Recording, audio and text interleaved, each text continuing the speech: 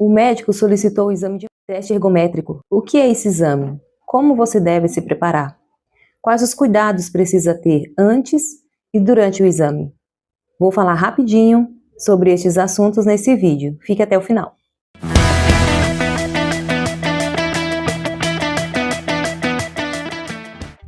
Olá, eu sou a enfermeira Thaís.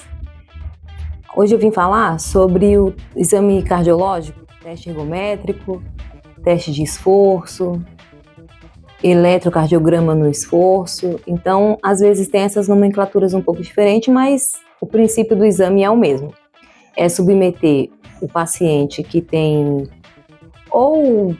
apresentado sintomas que faz com que o médico suspeite de um problema cardiológico que apareça nesse exame.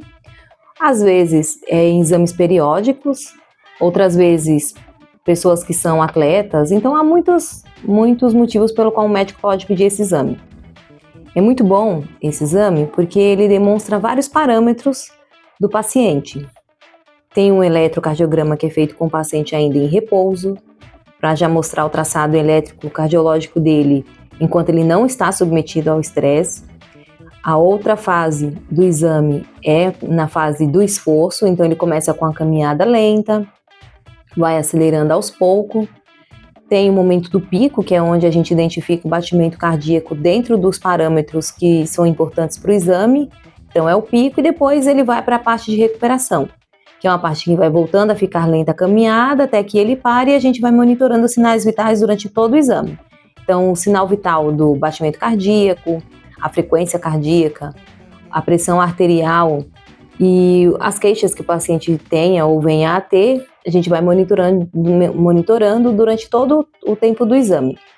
Varia muito o tempo do exame, porque tem pacientes que não chega a 2, 3 minutos, não muda nem a fase do protocolo, como também alguns pacientes que a gente vai avançando estágios porque ele tem uma tolerância melhor, né? Pacientes atletas, pacientes que praticam atividade física importante, com bastante esforço físico já habitual. Então, o que é interessante desse exame? Ele não tem um perfil de tempo e um protocolo exclusivo, ou único, melhor dizendo, um protocolo único. Ele se adequa ao paciente que está à nossa frente. Então, depende das queixas do paciente, depende do que ele refere. Nem sempre o paciente não está se sentindo bem, às vezes a gente consegue fazer o exame mesmo assim, porque aquele não estar se sentindo bem já é algum dado importante que o médico vai colocar no laudo e a gente só adequa o exame para a capacidade do paciente naquele dia.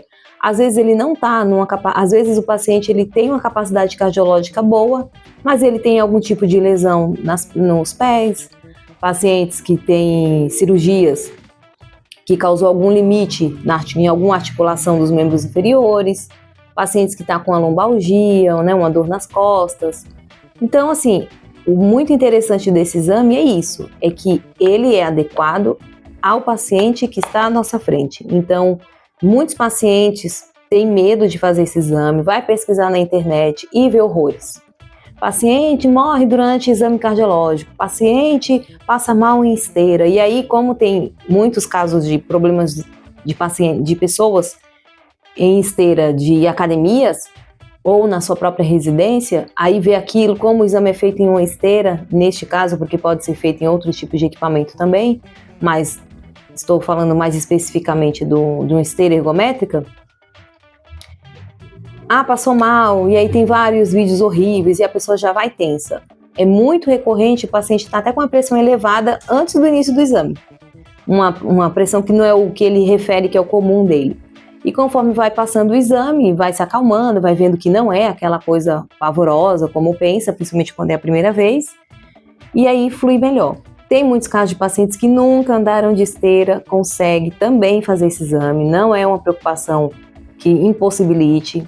Então, se o médico pediu esse exame, provavelmente você, em consultório, você se apresentou ao médico e ele já pôde ver as condições que você tinha de fazer o exame. Um exame muito importante, porque nós temos, como eu falei no início, um eletrocardiograma em repouso. Todo o exame é com o eletrocardiograma ativo, então o médico ele vai olhando o eletrocardiograma.